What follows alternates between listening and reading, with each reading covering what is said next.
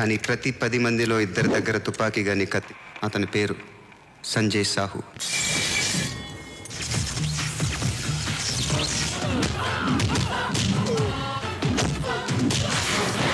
Assalamualaikum sahabat cerita puisi tercinta.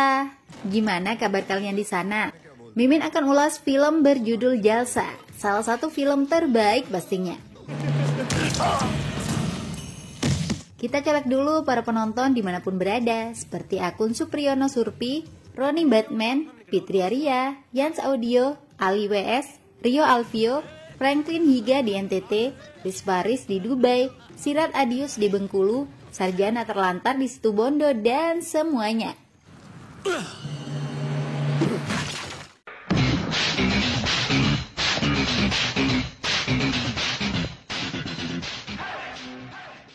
Namanya Sanjay Sahu, diperankan power star pawan kalian. Dia pemabuk yang hidupnya tiada hari tanpa miras. Tidak jarang Sanjay melakukan hal memalukan saat mabuk, seperti membuka pintu saja tidak mampu. Padahal dia adalah mahasiswa pasca sarjana ekonomi yang sehari-hari bekerja sebagai instruktur aerobik. Sanjay menjalin hubungan dengan seorang gadis bernama Indu. Keduanya berencana menikah sehingga harus meminta restu ayah Indu. Sanjay merasa kurang percaya diri, sampai-sampai jendela mobilnya tidak bisa dibuka.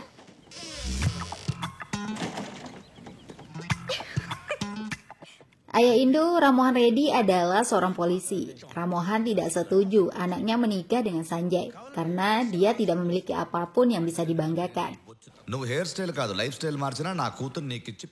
Indu justru akan dinikahkan dengan seorang pria kaya raya. Meski uang tidak penting, rumah dan mobil dibutuhkan untuk hidup. Sanjay tidak berani melawan, apalagi Ramohan memiliki pistol. Terpaksa deh Sanjay mengikhlaskan Indu menikah dengan pria pilihan orang tuanya.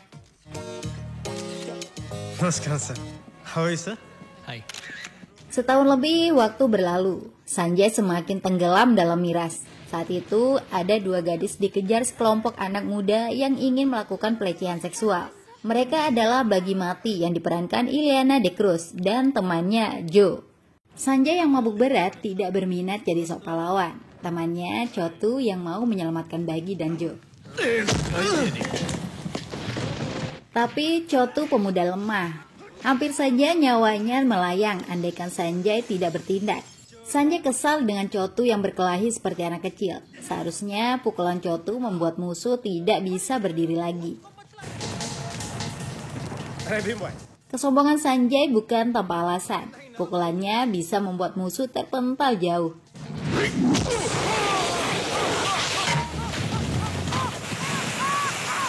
Sanjay begitu hebat dalam bertarung. Para pengganggu dibuat terluka parah, terutama ketua gengnya. Bagi dan Joe terpesona melihat kehebatan Sanjay. Di kampus, Bagi dan Joe kembali diganggu, kali ini oleh seniornya. Sanjay menampar mahasiswa senior itu hingga pingsan. Gengnya yang banyak tidak berani melawan. Guys, gadis mana yang tidak meleleh hatinya melihat karisma Sanjay? Keesokannya, Joe menemui Sanjay yang masih tertidur karena semalam mabuk. Joe mengucapkan kata I love you. Sanjay justru jadi kesal. Dia menolak cinta Joe secara mentah-mentah. Sanjay belak-belakan mengaku tidak menyukai sepatu hak tinggi dan rambut Joe yang diikat. Bagi yang sejak tadi menguping sangat senang Sanjay menolak Joe. Itu artinya kesempatan terbuka lebar. Bagi melepas sepatu dan ikat rambut yang tidak disukai Sanjay. Tapi sama saja, Sanjay tidak tertarik dengan Bagi. Sikap cuek Sanjay tidak membuat Bagi menyerah. Dia terus melakukan PDKT. Sanjay mengingatkan agar Bagi sebagai wanita harus bisa menjaga image, bukan justru mengejar laki-laki. Seorang wanita tidak perlu aktif, dia harus bisa jual mahal, karena disitulah pesonanya. Apabila ingin tersenyum kepada laki-laki, cukup dengan lirikan mata saja. Apa yang dikatakan Sanjay terbukti berhasil saat diterapkan oleh Bagi. Sosok Sanjay membuat Bagi semakin tergila-gila, apalagi ketika diantar pulang. Sanjay menyarankan agar dia pindah tempat tinggal, karena suasana asrama tidak baik untuk keamanan gadis-gadis. Saran itu dimanfaatkan dengan sangat baik. Bagi pindah kos ke tempat Sanjay tinggal. Dengan begitu, Bagi bisa lebih dekat dengan pria yang dicintainya. Di tempat lain, ada penjahat bernama Damodar Reddy. Dia sangat bengis. Membunuh adalah hal yang biasa dilakukan. Itulah yang membuatnya harus masuk penjara. Permohonan jaminan Damodar ditolak pengadilan. Meski begitu, bukan berarti Damodar berhenti sebagai penjahat. Baru-baru ini Damodar sudah dibayar 40 crore oleh pengusaha lokal untuk merebut 10 hektar lahan dari pengusaha asal Maharashtra bernama Lala. Damodar menemui Lala di lokasi proyeknya, tapi Lala bukan pengusaha biasa, dia juga mafia. Pekerjanya diminta berhenti terlebih dahulu, bukan untuk mendengarkan Damodar, tapi agar Damodar bisa mendengar apa yang akan dikatakannya. Penembak jitu sudah siap membunuh jika Damodar berani macam-macam. Damodar lalu pergi tanpa bicara apa-apa. Lala semakin sesumbar. Tiba-tiba mobil meledak. Anak buah Damodar menyerang dengan sangat ganas.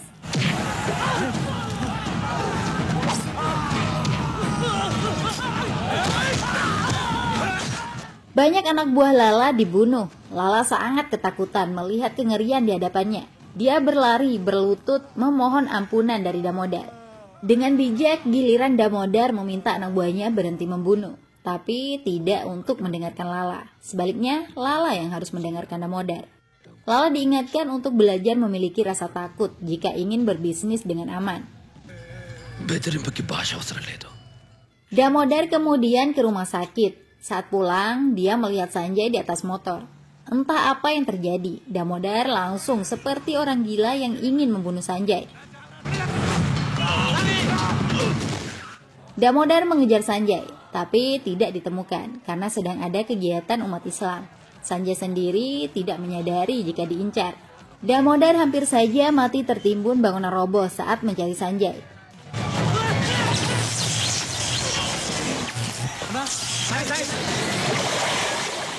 Anak buahnya kemudian diminta mengumpulkan semua informasi tentang Sanjay Sahu. Saya ingin tahu semua tentang dia. Sebelum saya masuk penjara, dia harus mati, tegasnya. Dalam waktu singkat, informasi tentang Sanjay sudah terkumpul, termasuk gadis yang dekat dengannya, Bagi. Penembak itu juga siap membunuh Sanjay saat itu. Tapi Damodar membatalkan niatnya. Damodar ingin Sanjay hidup menderita sebelum kematiannya. Nyawa Sanjay selamat. Dia mengantar Bagi pergi ke acara resepsi pernikahan temannya karena mobil Bagi sedang di bengkel. Di lokasi mereka dipergoki oleh Joe. Menurut Joe, mobil Bagi baik-baik saja. Joe kecewa dengan Bagi. Padahal Bagi tahu kalau Joe sudah mengungkapkan cintanya kepada Sanjay. Joe mempermalukan Bagi. Diungkapkan juga jika sebenarnya Bagi tidak bisa melihat dengan baik tanpa kacamata. Bagi hanya sok cantik dan kecantilan. Sanjay kesal karena merasa dikibuli. Bagi sendiri benar-benar merasa malu. Tapi Sanjay menyesal karena telah bersikap kasar. Dia menemui Bagi di kamarnya untuk minta maaf. Sanjay membawa segelas miras. Bagi mengeluarkan miras yang dimilikinya. Meski Bagi tidak minum, tapi dia sudah menyiapkan miras jika sewaktu-waktu Sanjay datang. Saat itu Bagi mengakui jika dirinya sangat mencintai Sanjay. Sanjay kembali dibuat kesal. Bagi diminta mencari pria lain saja.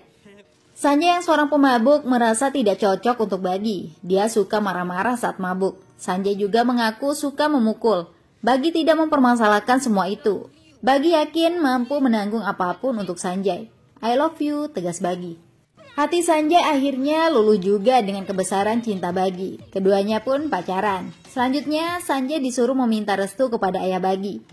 Apa yang terjadi saat ini, Sanjay merasa pernah mengalaminya dengan Indu dulu. Sanjay dibuat kaget dan langsung ingin kabur. Ketika orang yang harus ditemui adalah SP Ramohan Reddy. Ya, karena ternyata Bagi adalah adik Indu. Belajar dari kasus Indu, Sanjay tidak ingin mengalah lagi. Hubungannya dengan Bagi harus direstui. Tapi Ramohan tetap tidak menyukai Sanjay. Kok anak perempuan saya selalu kamu pacari? Apa kamu tidak malu? Dulu mencintai Indu dan sekarang ingin menikahi adiknya, ujar Ramohan. Sanjay tegas menjawab tidak malu. Dia juga baru tahu jika Bagi adalah adik Indu. Jawaban Sanjay membuat Ramohan kesal. Ramohan tetap tidak mau menerima Sanjay sebagai menantu. Sanjay tidak bisa menceritakan kepada Bagi bagaimana respon ayahnya. Bagi dipersilahkan bertanya sendiri kepada ayahnya. Selanjutnya, Sanjay bersama sahabat-sahabatnya nongkrong di warung kampus. Sekelompok preman sengaja memancing masalah. Mereka orang suruhan Damodar. Sanjay tidak terpancing, tapi sahabatnya, Abi, terpancing emosi sehingga terjadi ketegangan. Sanjay berusaha melerai, sayangnya Abi diseret ke dalam mobil. Sanjay mengejar mobil itu sekuat tenaga untuk menyelamatkan Abi. Para preman sengaja menyiksa Abi dan memperlihatkannya kepada Sanjay.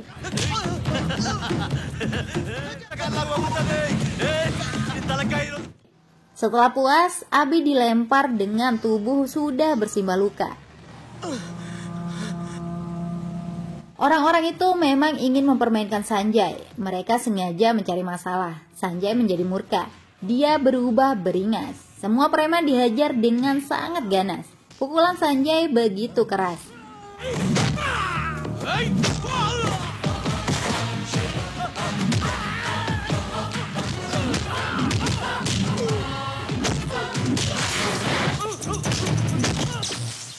Satu preman lagi masih tersisa. Jika Sanjay berani maju, Abi yang tidak berdaya akan dibunuh. Sanjay tidak takut dengan ancaman itu. Ayo bunuh dia, bunuh. Anda membunuh dia atau tidak, saya akan tetap membunuh Anda, teriak Sanjay marah. Dalam ketakutan, preman itu benar-benar menusuk Abi. Sanjay semakin tidak terkendali. Dia mengejar dan menghajar preman itu.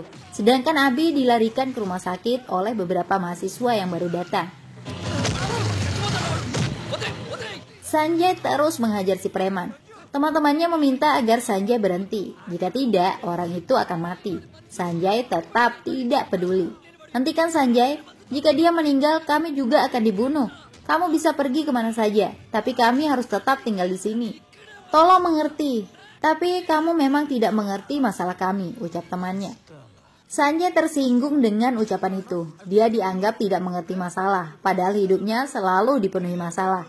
Kalian tidak pantas berbicara soal masalah. Pernahkah kalian merasakan ditinggal mati oleh ibu setelah 6 jam sebelumnya ayah kalian mati? Saya pernah mengalaminya. Pernahkah hutan seperti ibu bagi kalian? Pernahkah kalian merasakan harus membunuh untuk tetap bertahan hidup? Saya pernah mengalaminya. Saya juga pernah menjadi Neksalit, ungkap Sanjay kesal. Guys, Neksalit itu kelompok pemberontak bersenjata di India yang masih eksis sampai sekarang. Hidup Sanjay memang berat. Dia lahir dari keluarga petani yang terbelakang di daerah Karimnagar. Untuk pergi ke sekolah atau rumah sakit, jaraknya sangat jauh. Ketika Sanjay berumur 8 tahun, saudaranya meninggal karena sakit. Lalu setelah berumur 25 tahun, ayahnya bunuh diri akibat gagal panen dan banyak hutang. Sepulang mengurus jenazah ayahnya, sang ibu juga meninggal. Jiwa Sanjay benar-benar terguncang. Dia harus kembali ke kuburan. Saat pulang, Sanjay tersandung batu. Dia menjadi kesal karena sudah 2 kali tersandung di tempat yang sama. Sanjay yang emosi mencabut batu itu.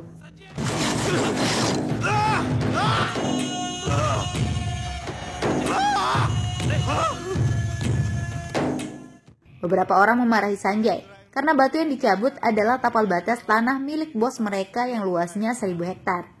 Sanjay semakin kesal mendengar ada orang memiliki lahan mencapai ribuan hektar di tengah penderitaan petani. Sanjay memukul orang-orang itu, meluapkan amarahnya.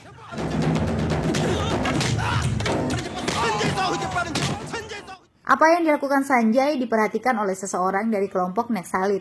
Sanjay diajak bergabung dan tinggal di hutan. Di sana tempat berkumpulnya orang-orang yang kecewa dengan hidup.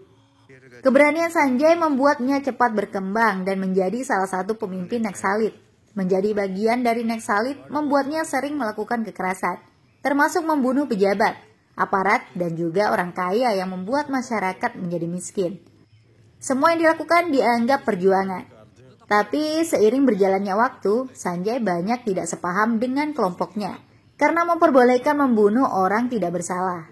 Hal itulah yang membuat Sanjay dilema, apakah perjuangannya benar atau salah.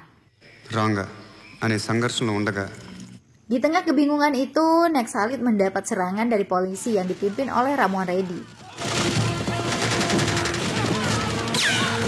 Ya guys, ternyata Ramohan mengenal Sanjay saat menjadi Neksalit.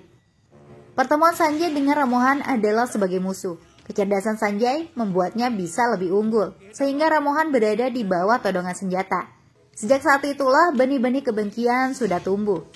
Mereka berdua berusaha keluar dari hutan. Saat itu rombongan menteri akan melintasi jalan yang sudah dipasang ranjau darat oleh Sanjay dan kelompoknya. Sanjay mengerjai Ramohan, membuatnya seperti orang gila. Ramohan melepas bajunya untuk menghentikan kendaraan rombongan menteri. Padahal Sanjay memiliki selendang warna merah yang bisa dijadikan sinyal.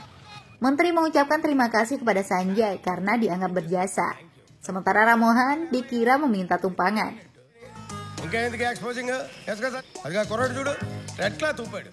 Ulah Sanjay karena Ramohan sempat sesumbar jika Sanjay tidak bisa berbuat apa-apa. Sekedar melepas kerah baju Ramohan saja tidak akan bisa dilakukan.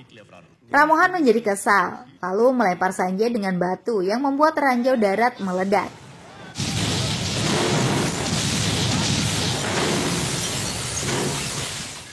Wajah menteri jadi babak belur. Ramohan kemudian dihukum bertahun-tahun ditugaskan di kawasan hutan. Sementara Sanjay mendapat penghargaan dan hidup bahagia di masyarakat. Pengalaman buruk Ramohan itu diceritakan kepada Bagi. Itulah alasannya mengapa cinta Sanjay dan Bagi tidak direstui. Bagi mengaku tetap mencintai Sanjay seperti apapun masa lalunya. Ayahnya kemudian mengungkapkan jika 1,5 tahun lalu Sanjay juga pernah datang meminta restu untuk menikah dengan Indu, kakak Bagi. Mengetahui itu, Bagi menangis. Sejak lama, Bagi selalu mendapatkan sisa atau bekas kakaknya, mulai dari sepeda, motor, dan lain-lain. Masa iya sih pacarnya juga bekas sang kakak? Nggak banget deh. Akhirnya Bagi mematuhi keinginan ayahnya untuk tidak lagi mencintai Sanjay. Ayahnya menugaskan seorang polisi hebat untuk menjaga Bagi dari Sanjay. Dialah polisi Pranav. Ketika bertemu Sanjay, Bagi marah-marah karena merasa sudah dibohongi. Sanjay sendiri mengaku tidak pernah berniat menipu. Salah Bagi yang tidak pernah bertanya tentang masa lalu Sanjay. Bagi tetap menilai Sanjay yang salah. Dia pun meminta kata putus. Sanjay tidak tahu harus berbuat apa. Polisi Pranav yang sok menjaga Bagi dikerjai oleh Sanjay. Pranav yang meminta jatah susu dituangkan ke tangannya. Padahal ada 2 bungkus susu. Seharusnya bisa dibagi sama-sama 1. Masalah cinta belum beres, Sanjay harus menghadapi kembali permainan Damoda Reddy. Sebuah bom diledakkan yang menargetkan teman-teman Sanjay. Banyak orang terluka. Kejadian itu diyakini akan membuat Sanjay tidak bisa tersenyum lagi.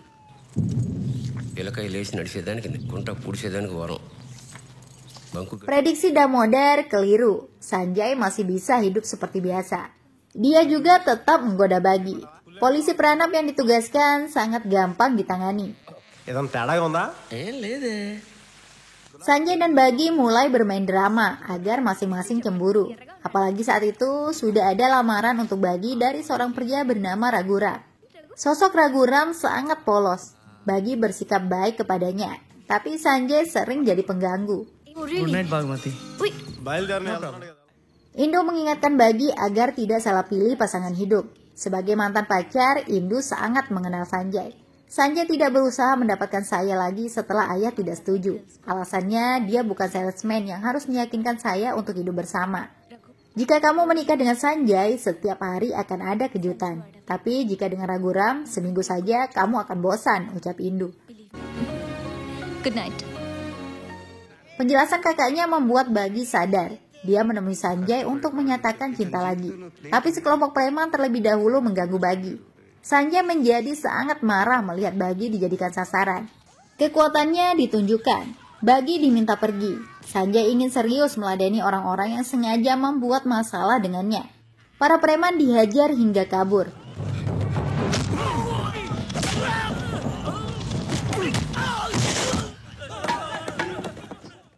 Salah seorang preman menyebut nama Muna yang mengirim mereka. Muna adalah anak buah Damodar Reddy. Sanjay mencari tahu siapa Muna. Selama ini Sanjay memang tidak mau memperpanjang masalah ketika teman-temannya dilukai. Tapi musuhnya terus berulah, bahkan sudah mengganggu Bagi yang sedang ingin menyatakan cinta. Giliran Sanjay yang kini memburu orang yang sejak lama memburunya. Alamat Muna berhasil ditemukan setelah Sanjay menyiksa banyak preman. Sanjay langsung menerobos masuk rumah Muna. Dari Muna, Sanjay mengetahui bahwa musuh utamanya adalah Damodar Reddy. Saat ini Damodar Reddy berada dalam tahanan polisi. Sanjay menemuinya untuk mengetahui masalah sebenarnya. Saya tidak punya hubungan dengan Anda. Paman, saya tidak mengerti untuk apa semua ini, ujar Sanjay. Ternyata alur cerita film ini memang tidak bisa ditebak. Sanjay secara tidak sadar telah sering membuat masalah dengan Damodar Reddy. Dimulai dari 6 tahun lalu, Sanjay mencabut batu batas tanah Damodar dan memukul anak buahnya. Kemudian 5 tahun lalu, Sanjay merampok uang Damodar saat menjadi Neksalit. Tanah Damodar juga dijadikan permukiman warga. Puncaknya 8 bulan lalu, Sanjay memukul anak bungsu Damodar hingga dirawat di rumah sakit. Rupanya sekelompok pemuda yang mengganggu Bagi dan Jo dulu, pemimpinnya adalah anak Damodar. Dia biasa berkeliaran seperti macan, tapi kamu membuatnya koma dan hanya bisa terbaring di rumah sakit Vikram, ungkap Damodar. Apa yang sudah dilakukan Sanjay harus dibayar mahal. Sanjay pantas mendapatkan hukuman, sehingga takut untuk tetap hidup. Saya suka melihat ketakutan di mata musuh saya. Kalau saya tidak tahu seperti apa rasanya takut itu, ujar Damodar sesumbar. Sanjay justru ingin tertawa mendengar penjelasan Damodar. Tidak ada sama sekali ketakutan di wajahnya. Anda tidak pernah takut bukan? Saya akan membuat Anda kencing ketakutan. Itu pasti akan saya wujudkan, tegas Sanjay. Sementara Bagi dipaksa bertunangan oleh ayahnya dengan Raghuram. Acara pertukaran cincin berjalan lancar. Damodar datang ke acara itu setelah mendapat jaminan keluar dari penjara. Ternyata Raghuram adalah anak sulung Damodar. Ramohan kaget mengetahui itu. Ayah Raghu dipikir sudah meninggal. Damodar meminta Ramohan tidak perlu khawatir. Anak sulungnya tidak jahat. Raghu pasti bisa merawat Bagi dengan baik. Damodar mengungkapkan jika alasannya ingin menikahkan Raghu dengan Bagi hanya untuk membuat Sanjay menderita. Pernikahan akan dilaksanakan besok pagi, baik suka ataupun tidak suka. Ramohan tidak berani melawan Damodar meski seorang polisi. Bagi akhirnya dibawa pergi. Ramohan dan istrinya harus datang ke acara pernikahan. Untuk menyelamatkan Bagi, Ramohan terpaksa meminta bantuan Sanjay. Ramohan diminta tenang, pulang dan tidur. Sanjay berjanji akan membatalkan pernikahan Bagi dengan anak Damodar. Sesuai waktu yang sudah ditentukan, pernikahan siap dilangsungkan. Semua tamu undangan juga sudah datang. Saat itulah Damodar menerima telepon jika anak bungsunya di rumah sakit tiba-tiba hilang. Damodar menjadi panik, lalu pergi meninggalkan lokasi acara pernikahan. Bagi sudah tidak dipedulikan lagi. Sanjay tentu saja dalang penculikan. Anak buah Damodar menemuinya di lapangan sepak bola. Hasilnya bisa dipastikan, semua preman dihajar dengan sangat keren.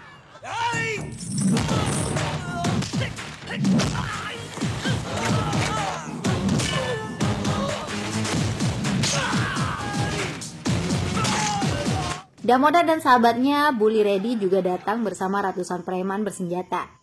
Melihat musuh yang begitu banyak, Sanjay tetap santai. Dia malah menyarankan agar para preman segera pergi melarikan diri.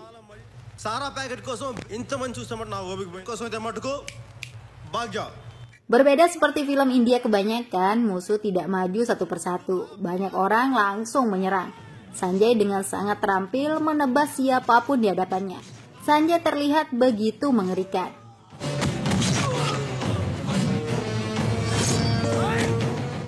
Preman di hadapannya hanya butiran debu. Seorang preman dengan tubuh berotot pun tidak ada apa-apanya bagi Sanjay.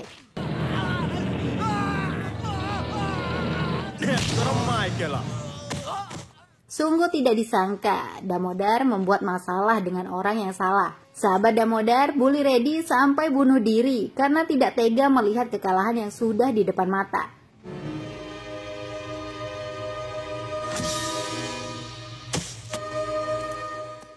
Ratusan anak buah Damodar di belakang tidak berani maju lagi melihat keganasan Sanjay. Damodar yang akhirnya turun tangan mengambil pedang. Duel pun dimulai. Sanjay tidak membiarkan Damodar bernafas. Serangan terus dilancarkan. Dan tidak butuh waktu lama, Damodar sudah kalah mental. Dia mulai merasa ketakutan menghadapi Sanjay. Tangan dan kaki Damodar seolah-olah seperti ditebas. Padahal hanya dalam pikirannya saja. Sanjay di atas angin. Rupanya Damodar bukan lawan yang seimbang. Dengan mudah Sanjay bisa membunuh Damodar jika dia mau. Damodar berusaha kabur karena ketakutan. Sanjay mengejarnya ke jalan raya dan hampir menebas leher Damodar yang sudah kencing ketakutan.